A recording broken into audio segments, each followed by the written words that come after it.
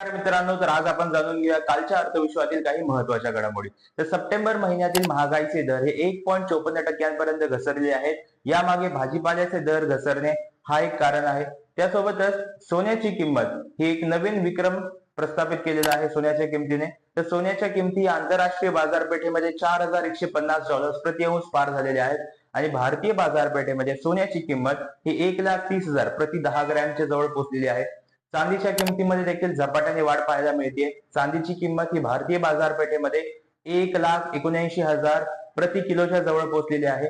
काल एचसीएल टेकचे दुसऱ्या तिमाहीतील रिझल्ट्स आलेले आहेत, ज्यामध्ये त्यांचा नेट प्रॉफिट हा 4,235 कोटींवर कायम आहे. टाटा कॅपिटलचे शेअर्स काल मार्केटमध्ये लिस्ट झाले. त्यांची किंमत ₹330 शेअर या किमतीने ते लिस्ट झाले.